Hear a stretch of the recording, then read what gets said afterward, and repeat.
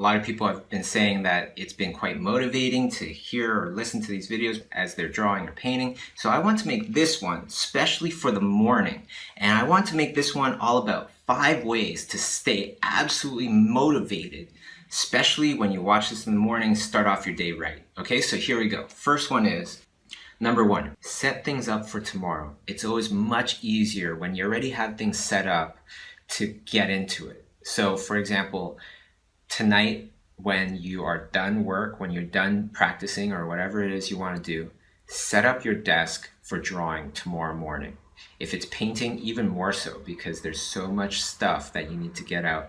You might not squeeze out all the paint out of your tubes onto your palette because then your paint will dry, but you could get the paints out. You could get the brushes out. You could get, everything out, get it ready. So once you wake up, you see it, you see your canvas, and it's so much easier to just start painting. Another thing that really helps is start something tonight that you can continue tomorrow. When you have to start from a dry start, like you just finished the painting last night and you don't have an idea, you don't have a sketch for tomorrow, it makes it that much harder to actually start the next day when you have no kind of runway to start with. Number 2, punch laziness in the face. I don't want to draw right now. Oh, leave me alone. I just want to go to sleep. Sometimes you just gotta smack it down, punch that voice in the face, because a lot of times what happens is our brains will tell us all sorts of things or ask us all sorts of things that completely don't help us. So what I would like to make number 2 in our list of things to motivate us is a reminder to punch laziness in the face. The brain can be an awesome servant, but a horrible master, constantly asking us, are we good enough?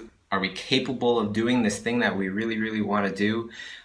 Those things are not helpful, or perhaps even try to deter us and go, yeah, you know what? Let's go and binge watch House of Cards again. Things like that, instead of practicing painting or doing art or doing something productive.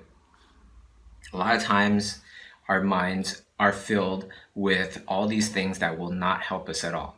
So what I want to advise to you is when you hear that voice telling you, I don't want to do this right now, or anything against going towards your goal, smack it down. Smack that voice in the face, all right? And just tell it, hey, shut up. I need to do this thing. And you are my servant. I am your master. So shut up, brain, and do what I'm telling you to do. A lot of times the key component to this right after is commit to doing just 2 minutes of whatever it is you want to do and just practice it and just start doing it. Okay?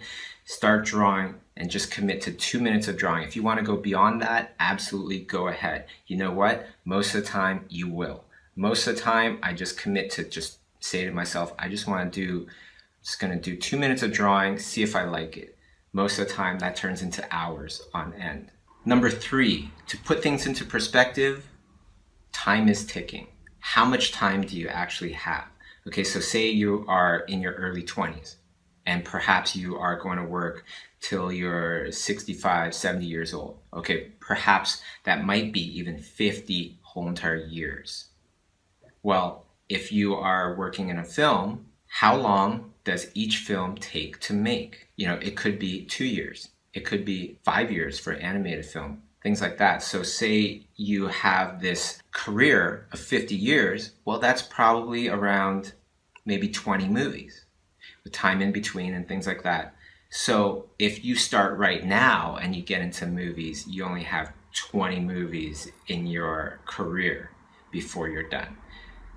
That's not a lot of time. Think about how many books you're going to make in a year. How many video games are you going to make in a year? How many gallery shows are you going to make in a year? That makes each gallery show, each movie, each film, whatever it is you want to do, that much more important. We can't just half-ass it. We got to make it awesome because time's ticking. If you're in your 30s, you have even less time. This isn't something to make us all panic, but it's to put things into perspective that, you know what, we can do that other crap that doesn't lead us to a good life. We can do that stuff later. Let's do the stuff that's going to give our lives that endless potential right now. If you're ready before you start, it's already too late.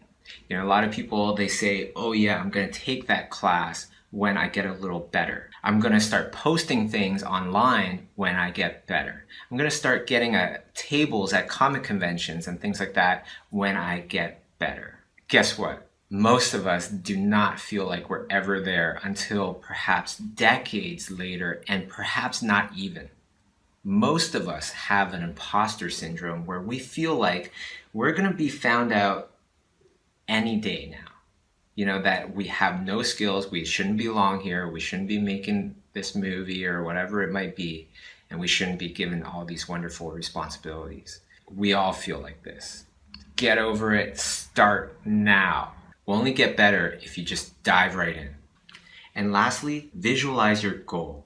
Too many times we have these goals, but we don't actually concentrate on it. We concentrate on the negative things. We concentrate on how difficult it is and so on and so forth. And we concentrate perhaps even on, can we actually do this? Is this possible? Well, you know what? The best thing to do is to concentrate on the end goal. That is like the gasoline for your car to get you to your destination, or the electricity for your car, whatever kind of car you're driving. So I want you to think about that end goal, whether it's working on a big feature film, whether it's doing this beautiful, amazing gallery show, or perhaps working on AAA games, children's books, whatever it might be. Think about that end result first and picture it as clear as you can. You are sitting in that theater, you are watching this movie along with a packed audience, and they are super excited, they're super loving this movie, and you contributed to it. You know, you're just sitting there quietly, just watching this movie in awe, just going, wow, I finally did it. I finally did it. Or perhaps it's a gallery show and you worked your butt off for many years to get into a certain gallery, or to have a certain size gallery, certain level of gallery, and now it's here. There's a huge lineup outside just waiting to get in. You come in, you're looking around, everybody's looking at you just going, I can't believe you did this. Right on. Great job. Very proud of you.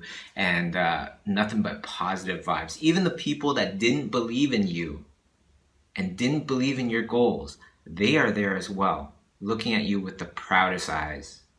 Just so thankful that you didn't listen to their advice.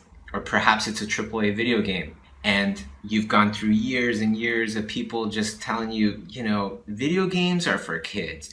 You can't work on a video game. You know, you can't do this, you can't do that. Why are you bothering wasting your life? All this stuff. Well, guess what? Now, you didn't listen to them for all those years. You kept trucking, you kept working super hard, and now you actually made one of the best video games in the world. Totally contributed in a huge way, and everybody is so proud of you. Let that sink in. Let that be the gasoline for your car to get you to your destination, which is your goal, or the electricity for your car, however, whatever kind of car you might have, and start the day off right. If you do all these things, I bet you anything, you're going to be doing great. So I hope you feel motivated. I hope you feel the drive to really kick some butt, because you know what? I guarantee you that I believe in most of you more than you believe in yourselves. I've been there. These are the tips that have helped me throughout my career and has brought me the success that I've experienced so far. So I want you, if you like these videos, don't forget to like, comment, you know, subscribe by hitting the Eiffel Tower right there. Otherwise, don't just share it onto your Facebook or Twitter and things like that, but also tell people in person, because there's no better way to get somebody to get into something than with an actual personal recommendation. Thank you very much, everybody, and I hope you have a great day.